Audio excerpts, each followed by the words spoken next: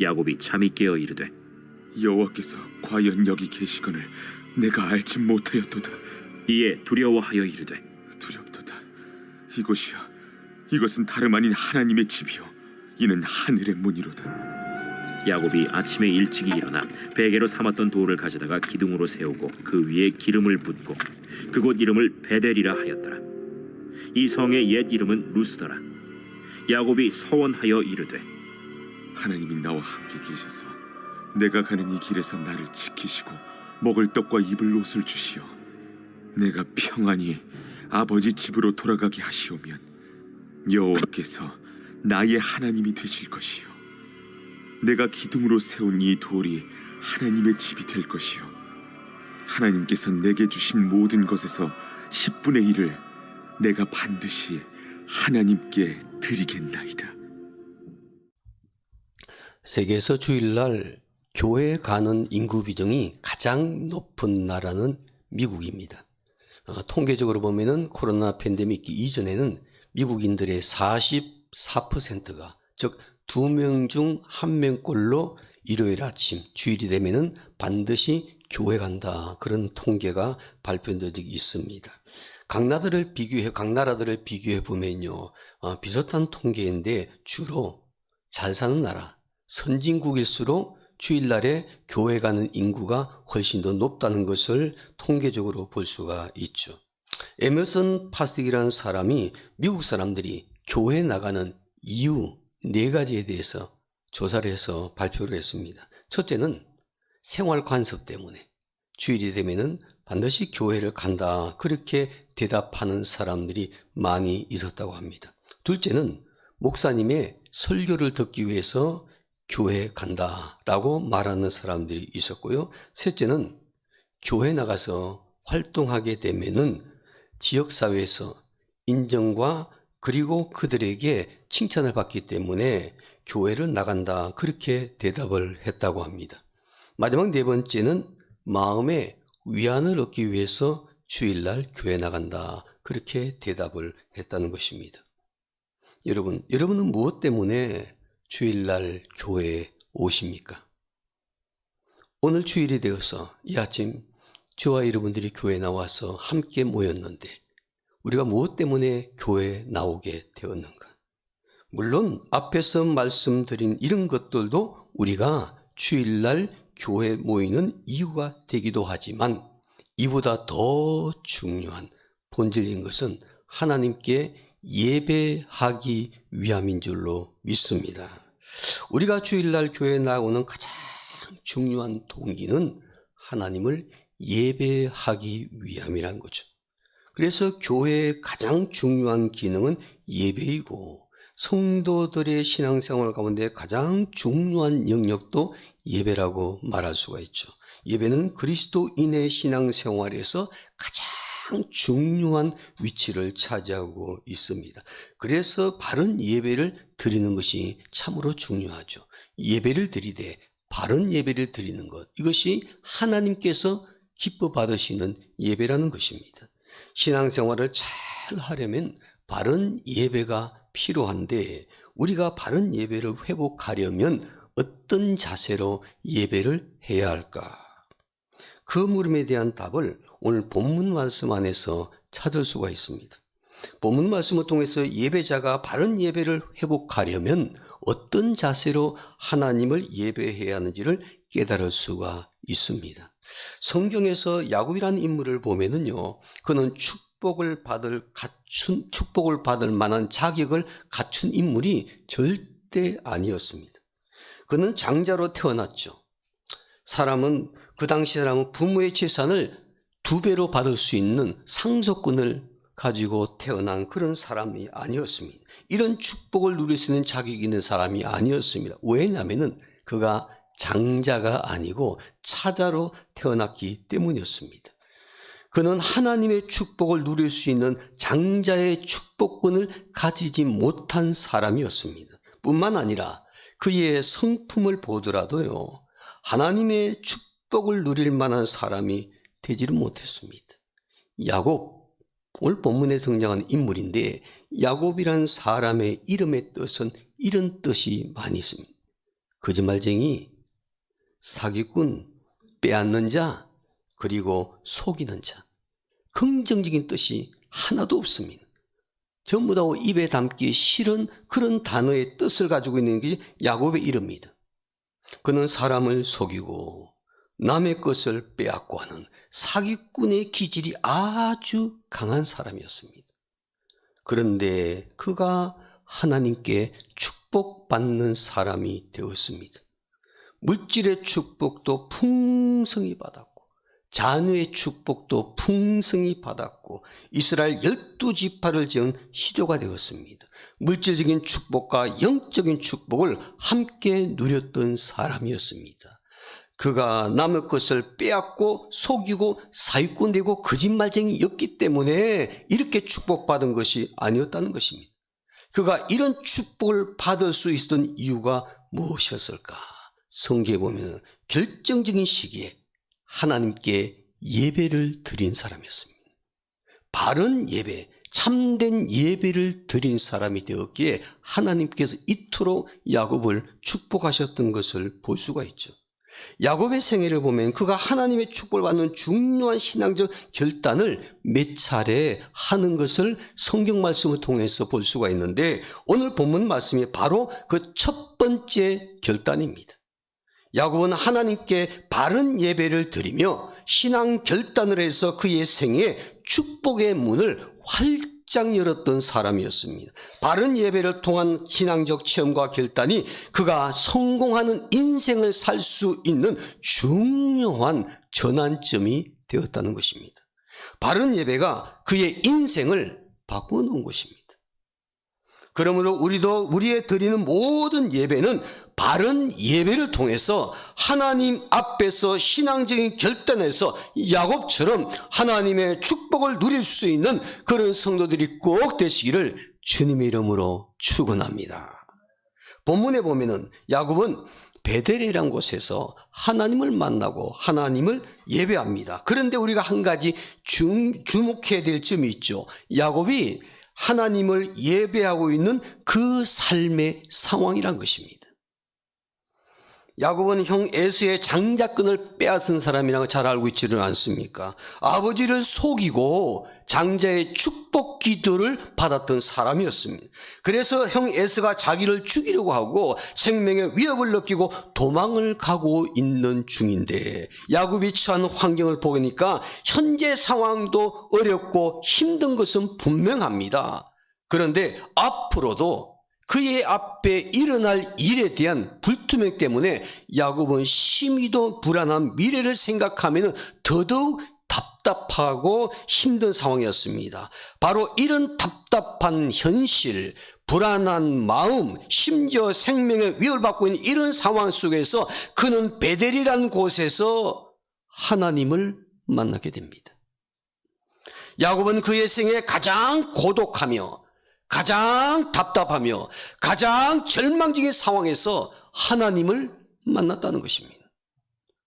야곱은 아침에 일어나자마자 자기가 베었던 돌을 가지고 기둥을 세우고 그 위에 기름을 붓고 하나님을 예배합니다. 그리고 그의 인생을 송두리째 바꾸어 놓았습니다. 이 예배는 야곱의 생애에서 가장 중요한 예배였습니다. 이 예배는 그의 인생에 아주 중요한 전환점이 되었습니다.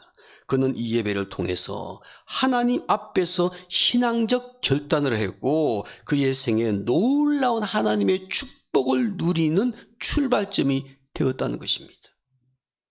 오늘 여러분들은 어떻습니까? 여러분들 앞에 놓이는 현실을 볼 때 심정이 어떻습니까?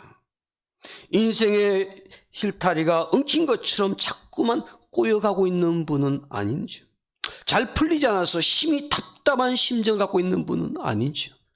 그리고 나의 내일을 미래를 생각하니까 불안해서 두려운 마음이 걱정과 근심되는 일이 있는 분은 안 계시는지요. 실타래처럼 엉켜있는 자꾸 꼬여가는 그런 우리의 인생 앞에 너무나 힘들고 고통스러워서 모든 것을 포기하고 절망적인 상황에 처해 있는 분은 안 계시는지요. 야곱은요 바로 이런 상황 속에서 하나님을 만났다는 것입니다. 하나님을 만났고 하나님을 예배했습니다. 그리고 그의 인생을 절망에서 희망으로 바꾸어 놓았던 사람이었습니다. 우리가 살고 있는 우리의 삶의 주변의 환경이 형통하고 좋을 때도 하나님께 예배드리고 하나님을 만나는 것도 너무나 아름답고 축복된 일입니다. 그런데 현재 내가 처한 상황이 불안전하고 두렵고 근심스럽고 절망적인 상황 속에 있고 심히 답답한 상황에 있을 때 하나님을 만날 수 있는 좋은 기회라는 것입니다. 하나님을 바르게 예배할 수 있는 기회라는 것입니다. 오늘 저와 여러분들의 인생의 야곱처럼 이런 환경 속에 있다면은 하나님을 만나고 하나님을 예배함으로 말미암아 절망의 인생을 소망의 인생으로 바꾸어 놓을 수 있는 사람, 축복의 전환점으로 만들 수 있는 그런 성도들이 꼭 되시기를 주님의 이름으로 축원합니다. 자, 그러면 우리가 바른 예배를 야곱처럼 회복해서 하나님께 드리려면 우리가 예배할 때마다 어떤 자세를 가져야 될까? 성경적인 바른 예배 회복에 대한 말씀을 함께 나눕니다. 첫째로 바른 예배를 회복하려면요, 예배할 때마다 하나님의 임재를 체험하셔야만 합니다. 예배할 때마다 하나님의 임재를 체험하는 사람, 바로 이런 사람이 바른 예배를 드리는 사람이에요. 오늘 성경 말씀해 볼까요? 16절 말씀, 야고보서 보시바 16절 말씀 우리 한 목소리로 합독하도록 합니다. 야곱이 잠에 깨어 이르되 여호와께서 과연 여기 계시거늘 내가 알지 못하였도다. 야곱이 그 베델이라는 곳에서 하나님을 만나기 전에는 내가 있는 곳에 하나님께서 임재해 계신다는 것을 알지 못했다는 것입니다. 그런데 야곱이 바른 예배를 회복하는 그 시점에는 잠에서 깨어보니까 과연 여기도 하나님이 계시는구나. 우리 집에만 하나님이 계시는 것이 아니라 내가 머무는 그곳에 하나님이 계시는구나. 하나님의 임재를 강력하게 야곱이 경험하게 됩니다. 그때 비로소 야곱이 하나님을 바른 자세로 예배하게 되더라는 거죠. 하나님의 임재를 느낀다는 것은 이런 거죠. 우리가 매주일마다 교회 와서 예배 드릴 때 그냥 우리 성도들이 모여서 우리끼리만 예배 드린다고 생각한 것이 아니라 우리가 예배 드리는 것이 아니라 이 가운데 하나님이 함께 계신다는 확신을 갖는 거죠. 그러면 우리가 예배를 은혜롭게 드리게 되는 것입니다. 여호와께서 과연 여기 계시는 것을 내가 알지 못하였도다. 오늘 저와 여러분 이 예배가 바른 예배가 되려면 과연 하나님께서 이 성전 안에 계시는구나. 그리고 나의 예배를 보시고 나의 예배를 지금 받고 계시는구나. 그래서 영적으로 느낄 수 있는 사람, 바른 예배를 회복하는 것입니다. 야곱은 하나님을 예배할 때마다 하나님이 그곳에 계신다는 것을 깨닫게 되었죠. 그는 예배할 때 하나님이 그곳에 계신다는 하나님의 임재의식이 분명히 있었습니다. 그는 이 하나님의 임재의식을 가지고 하나님을 예배했습니다. 우리가 예배할 때 예배의 대상이 누구입니까? 우리 자신이 예배의 대상이 아니지 않습니까? 예배를 인도하는 목사가 예배의 대상이 아니지 않습니까? 이 예배의 대상은 누구이신가? 하나님이시라는 거죠. 그렇다면 당연히 예배를 받으신 하나님의 임재를 느끼고 확신해야 되는 것이죠. 예배하는 자가 그 예배를 받으신 하나님의 임재의식을 가지지 못하고 예배한다면요, 그것은 예배는 예배인데 바른 예배가 될 수가 없는 것입니다. 내가 예배할 때 이곳에 이 예배를 받으시는 하나님이 분명히 임재해 계신다는 의식을 가지고 예배하는 것입니다. 그래서 이 예배를 통해서 하나님을 만나고 하나님이 계심을 영적으로 깨달을 수 있어야만 됩니다. C.S. 루이스라는 사람이요, 잘 드리는 예배에 대해서 그의 책에 이렇게 얘기한 문장을 제가 전해드립니다. 좋은 구두는 신어도 신은 줄 모르고 발이 편하고 걷고 싶은 대로 갈 수 있습니다. 좋은 예배도 그렇습니다.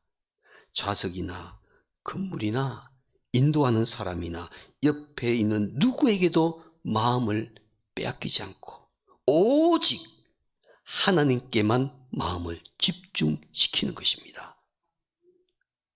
주변의 환경의 마음을 뺏기지 않고 하나님께만 마음을 집중시키는 예배입니다. 이것이 바로 잘 드리는 예배라고 했습니다. 여러분, 하나님의 임재를 느끼고 사는 이것이 대단히 중요한 예배의 자세입니다. 오늘 우리의 예배는 어떻습니까? 이 예배를 통해서 하나님의 임재를 경험하고 있는지, 우리는 예배하는 곳에서 하나님이 함께 계심을, 성령의 감동하심을 통해서 매 순간순간마다 느끼고 있는지, 예배할 때마다 하나님의 임재를 느끼는 사람이 예배를 통해서 우리에게 부어주시는 하나님의 놀라운 은혜와 축복을 누릴 수가 있는 것이죠. 예배할 때마다 하나님의 임재를 경험하는 사람이 바른 예배를 드릴 수 있다는 것 꼭 기억하시기를 바랍니다. 둘째로, 바른 예배를 회복하려면요, 예배할 때마다 개인적인 신앙 고백이 있어야만 합니다. 내 신앙 고백. 본문에서 야곱이 하나님을 예배하는 것을 보게 되면은 먼저 하나님의 임재를 깨닫게 되죠. 그리고 그 예배를 통해서 두 번째 단계가 있어요. 자기 자신의 신앙 고백을 하나님 앞에 드립니다. 야곱이 하나님의 임재를 깨닫고 예배할 때 어떤 신앙 고백했는지 오늘 성경 말씀을 통해서 확인해 보겠습니다. 20절과 21절 말씀인데 보시기 바랍니다. 20절 말씀 제가 읽을 테니까 21절 말씀 여러분들 읽어주시기를 바랍니다. 야곱이 서원하여 이르되 하나님이 나와 함께 계셔서 내가 가는 이 길에서 나를 지키시고 먹을 떡과 입을 옷을 주시어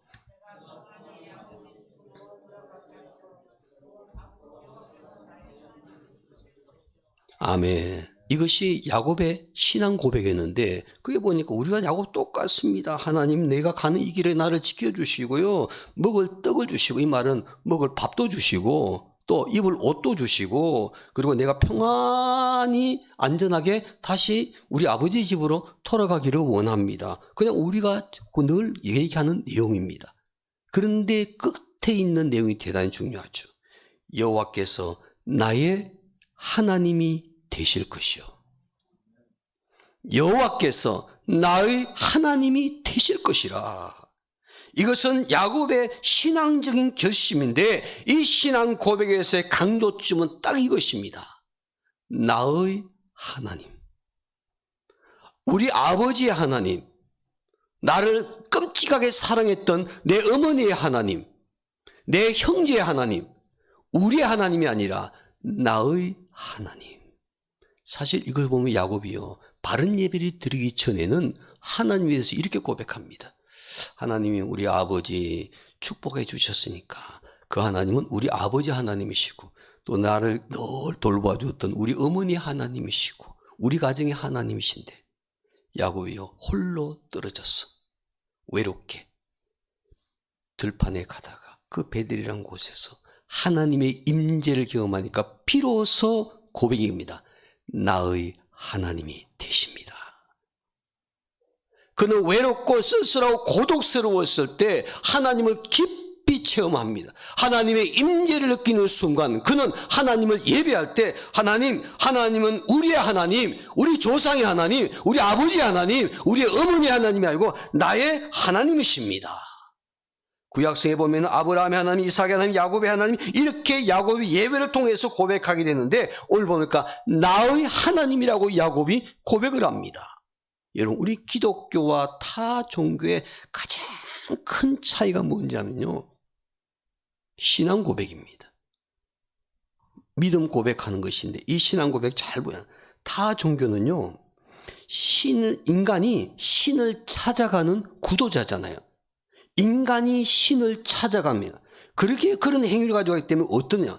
내가 신을 찾아가는 나의 행위이기 때문에 늘 신을 찾아가면서도 의심하고 불안해하고 정말 그 신이 계실까? 아니면 계신다면 정말 나를 축복해 주실까?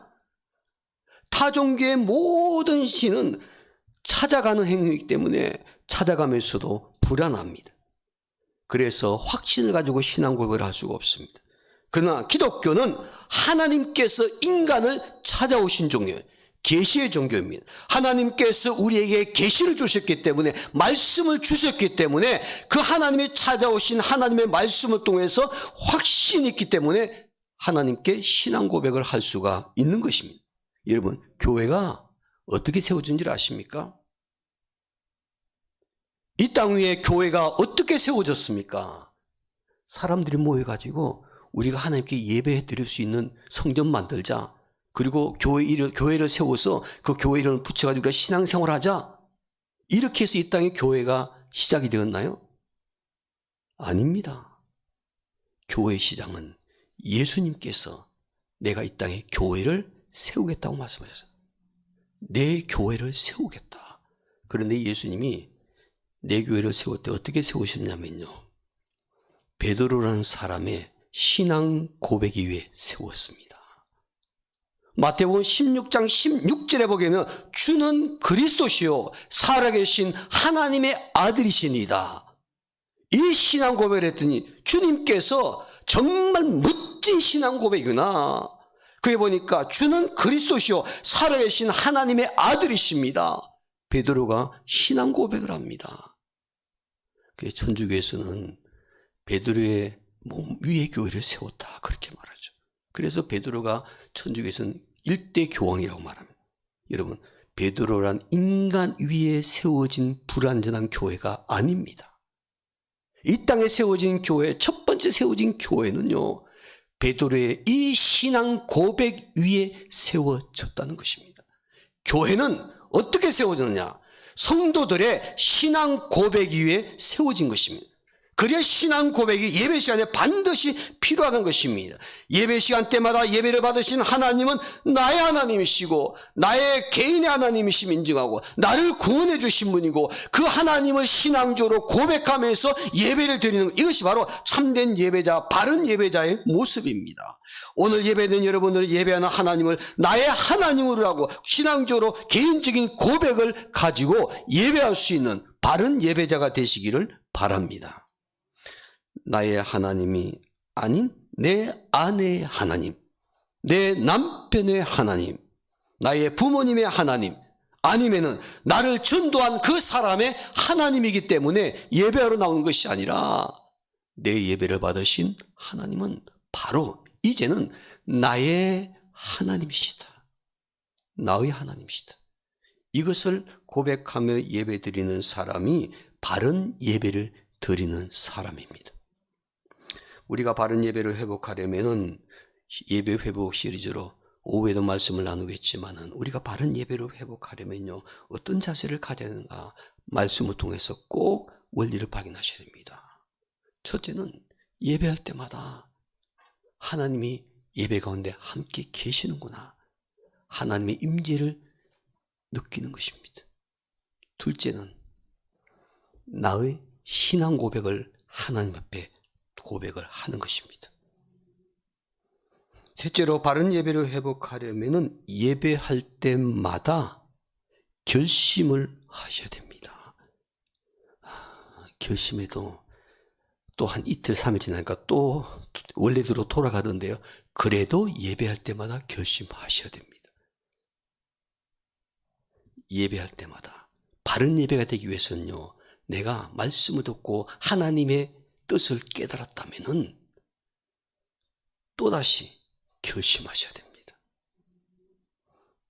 야곱은 하나님을 예배할 때 하나님이 함께 계시는 하나님의 임재를 체험했고, 하나님이 나의 하나님이라는 개인적인 신앙 고백을 하게 되었죠. 그리고 또 한 가지 아주 중요한 결심을 하게 됩니다. 이 결심은 사람들이 몹시 힘들어하는 결심이기도 하죠. 그러나 참된 신앙을 가진 사람, 바른 예배를 드리는 사람은요, 반드시 해야 하는 아주 중요한 결심입니다. 이것은 하나님 앞에서 이렇게 살겠다고 결심하는 내용입니다. 본문에 등장하는 야곱은 어떻게 결심했는가? 바른 예배를 회복했을 때 야곱이 하나님의 임재를 경험하고 그리고 개인적인 신앙 고백을 하면서 마지막으로 그가 고백했던 결심, 그것이 오늘 본문의 22절 말씀 속에 나와 있습니다. 다 함께 읽겠습니다. 22절입니다. 내가 기둥으로 세운 이 돌이 하나님의 집이 될 것이요 하나님께서 내게 주신 모든 것의 10분의 1을 내가 반드시 하나님께 드리겠나이다 하였더라 그랬습니다. 야곱의 두 가지 결심이 있죠. 내가 기둥을 세운 바로 이 돌이 하나님의 집이 될 것입니다. 성전이 될 것입니다. 또 한 가지는 내게 주신 물질 가운데 10분의 1을 내가 반드시 하나님께 드리겠나이다. 이 두 가지의 결심을 합니다. 야곱은 하나님께서 내게 주신 모든 것의 10분의 1을 반드시 하나님께 드리겠다고 결심을 합니다. 그는 하나님을 예배하면서 그가 두 앞에 드릴 수 있는 헌신, 결심을 분명히 고백하는 것을 보게 되죠. 성경에서 보니까 하나님께 물질적인 헌신을 한 사람들의 공통점이 하나 있습니다. 이것은 보니까 성에 다 하나님을 잘 섬기고 있던 사람들이었습니다. 뿐만 아니라 이들은 공통점은 물질적인 축복을 엄청나게 받았다는 것이죠. 유대인들의 탈무드에 보면 이런 얘기가 있습니다. 그 사람이 어떤 사람인지를 알고 친구로 삼기를 원한다면 그 사람에게 먼저 돈을 맡겨보라고 말합니다. 그 사람에게 물질을 맡겨보면 그 사람이 어떤 사람인지를 알 수 있다고 유대인의 탈무드에 보면 나와 있습니다. 돈주머니를 맡기게 되면 이 사람은 이런 사람이구나 라는 것을 확인할 수가 있다는 거죠. 사람들이 왜 그럴까요? 돈을 좋아하고 돈을 사랑하기 때문입니다. 그래서 그 돈을 맡겨두면 그 사람이 어떤 사람인지, 내가 상대할 수 있는 사람인지, 내가 도와줄 수 있는 사람인지 그것을 알 수가 있다는 거죠. 하나님은 우리에게 맡겨주신 물질에 대해서 하나님의 소유권을 인정하는 사람, 그 물질을 잘 관리해서 하나님의 뜻에 합당하게 사용하는 사람들에게 성에 보니까 물질의 복을 부어주시는 것을 보게 됩니다. 유명한 종교개혁가 마틴 루터가요, 그리스도인의 삶에 세 가지의 회심이 있다고 얘기했습니다. 이 세 가지의 회심이 반드시 필요하다고 그랬습니다. 첫 번째 회심은요, 이 머리의 회심입니다. 말씀을 듣고 성경을 읽고 이 머리로 깨닫는 회심이 있어야 되는. 지식으로 깨달았을 때 머리에 회심이 있어야 된다. 두 번째는 가슴의 회심입니다. 머리로 깨달았으면, 지식적으로 깨달았으면 그거로 끝나는 것이 아니고 가슴으로 느끼고 뜨거워진다는 것입니다. 두 번째는 가슴의 회심. 마지막 세 번째는 마틴 루터가 말합니다. 지갑의 회심이 필요하다. 그렇게 말합니다. 초대교회 그리스도인들의 회심과 성령 충만을 통해서 하나님의 은혜를 체험하고 난 이후에 났던 변화들은 그들이 하나님 앞에 예물을 드리는 것에서 나타난 것을 보게 되죠. 여러분, 우리도 그래서 초대교회 예배 형식 그대로 예배 시간 때마다 헌금하는 시간이 있지 않습니까? 헌금, 우리가 드리는 예물, 헌금이라고 말합니다. 말 그대로 헌은 바치는 것이고 금은 돈을 말합니다. 그러니까 금을 하나님께 바치는 것. 그런데 여러분, 어느 쪽을 더 비중 있게 생각하느냐에 따라서 우리의 예배 자세가 달라집니다. 우리가 드리는 물질, 헌금이라고 말하지 금헌이라고 말하지 않습니다.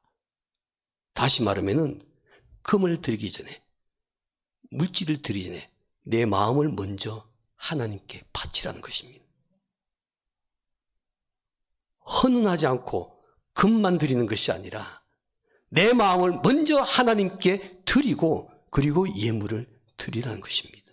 순수가 중요하죠. 헌금에서 중요한 것은 금보다도 헌입니다. 헌금에 더 중요한 것은 드리는 그 사람의 마음이라는 것이죠. 하나님께서 바른 관계를 원하시는 사람, 하나님을 기억하며 헌금을 드릴 때 먼저 내 마음을 하나님께 온전히 드리는 것입니다. 내 마음은 드리질 않습니다. 하나님은 저는요, 내 마음대로 제가 살 거예요.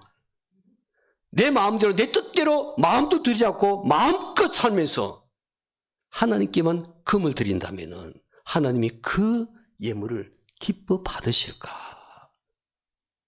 여러분, 헌금입니다. 예배드리는 바른 자세, 하나님께 먼저 내 마음을 드리는 것입니다. 내 마음을 드리는 때 예배 시간마다 하나님 앞에 내 마음에 결심하는 것입니다. 하나님, 내가 이렇게 살겠습니다. 그 말씀대로 순종하며 살겠습니다. 이것이 신앙 고백 위에 드러나게 될 때 오늘 저와 여러분들은 바른 예배자가 될 줄로 믿습니다. 바른 예배를 회복합시다. 바른 예배를 드립시다. 그러기 위해서 예배 때마다 하나님의 임재를 꼭 체험할 수 있는 예배자가 되었으면 좋겠고요. 예배 드릴 때마다 내 개인의 신앙 고백을 늘 할 수 있는 예배자가 되었으면 좋겠고요. 마지막으로 마음의 결심을 항상 주님 앞에 고백할 수 있는 그런 바른 예배자가 꼭 되시기를 주님의 이름으로 축원합니다. 기도합시다.